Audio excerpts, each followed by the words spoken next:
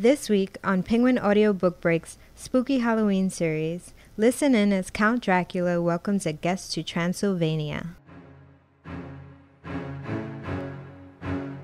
Dracula by Bram Stoker.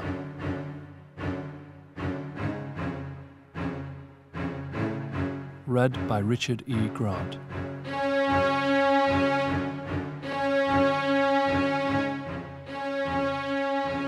Jonathan Harker's Journal, 3rd May. Having some time at my disposal when in London, I had visited the British Museum and made search among the books and maps in the library regarding Transylvania. It had struck me that some foreknowledge of the country could hardly fail to have some importance in dealing with a noble of that country. I find that the district he names is in the extreme east of the country, just on the borders of 3 states, Transylvania, Moldavia, and Bukovina, in the midst of the Carpathian Mountains, one of the wildest and least known portions of Europe. I was not able to light on any map or work giving the exact locality of the Castle Dracula, as there are no maps of this country as yet to compare with our own Ordnance Survey maps. It was on the dark side of twilight when we got to Bistritz. Count Dracula had directed me to go to the Golden Crone Hotel, which I found, to my great delight, to be thoroughly old-fashioned. I was evidently expected, for when I got near the door, I faced a cheery-looking elderly woman in the usual peasant dress. When I came close, she bowed and said, "The Herr Englishman?" and immediately returned with a letter. "My friend, welcome to the Carpathians. I am anxiously expecting you. At 3 tomorrow the diligence will start for Bukovina. At the Borgo Pass, my carriage will await you and will bring you to me. Your friend, Dracula." 4th of May. I found that my landlord had got a letter from the Count, directing him to secure the best place on the coach for me, but on making inquiries as to details, he seemed somewhat reticent and pretended that he could not understand my German. When I asked him if he knew Count Dracula and could tell me anything of his castle, both he and his wife crossed themselves and, saying that they knew nothing at all, simply refused to speak further. Just before I was leaving, the old lady came up to my room and said in a very hysterical way, "Oh, young Herr, must you go? It is the eve of St. George's Day. Do you not know that tonight, when the clock strikes midnight, all the evil things in the world will have full sway?" She was in such evident distress that I tried to comfort her, but without effect.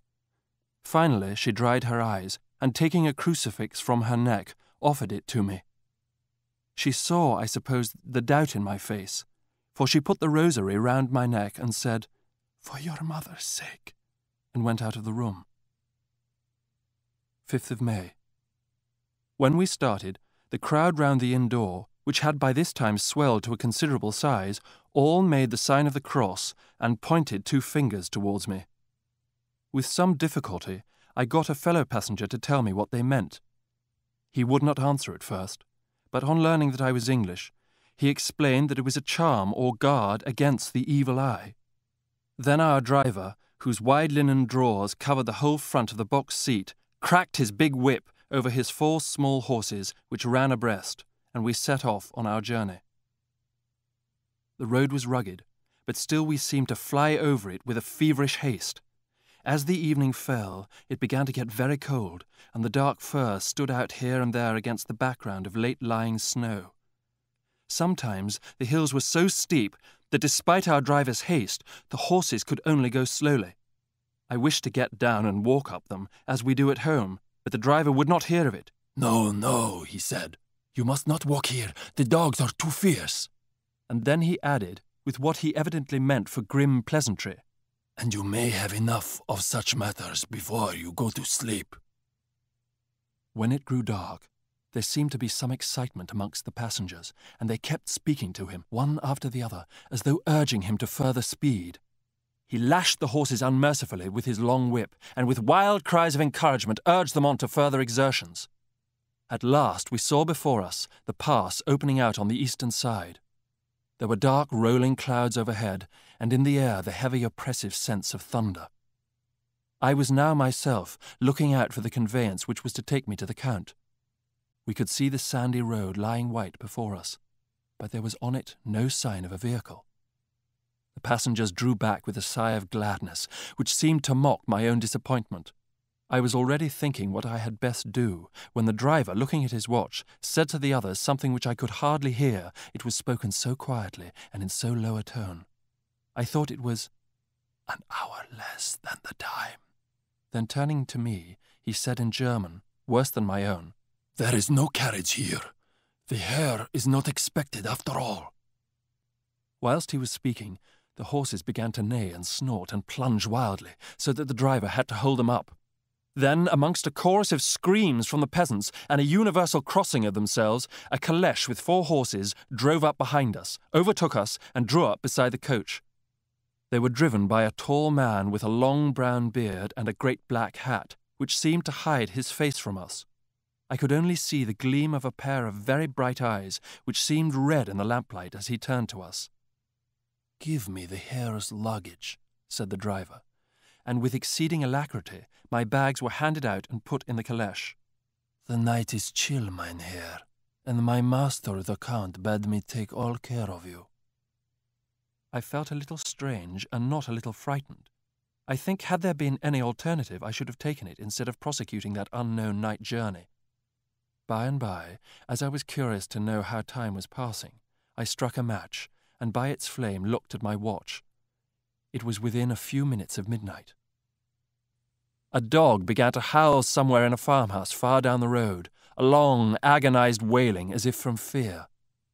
Then, far off in the distance, from the mountains on each side of us, began a louder and a sharper howling of wolves.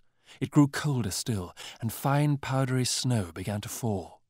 The baying of the wolves sounded nearer and nearer, as though they were closing round on us from every side. Just then, the moon, sailing through the black clouds, appeared behind the jagged crest of a pine-clad rock, and by its light I saw around us a ring of wolves, with white teeth and lolling red tongues, with long, sinewy limbs and shaggy hair. All at once, the wolves began to howl, as though the moonlight had had some peculiar effect on them. I called to the coachman. How he came there I know not, but I heard his voice raised in a tone of imperious command, and looking towards the sound, saw him stand in the roadway. As he swept his long arms, as though brushing aside some impalpable obstacle, the wolves fell back, and back, further still. Just then, a heavy cloud passed across the face of the moon, so that we were in darkness. When I could see again, the driver was climbing into the calèche, and the wolves had disappeared. This was all so strange and uncanny that a dreadful fear came upon me, and I was afraid to speak or move. The time seemed interminable as we swept on our way, now in almost complete darkness, for the rolling clouds obscured the moon. Suddenly, I became conscious of the fact that the driver was in the act of pulling up the horses in the courtyard of a vast ruined castle, from whose tall black windows came no ray of light, and whose broken battlements showed a jagged line against the moonlit sky. When the calèche stopped, the driver jumped down and held out his hand to assist me to alight. His hand actually seemed like a steel vice that could have crushed mine if he had chosen. As I stood, the driver jumped again into his seat and shook the reins. The horses started forward, and trap and all disappeared.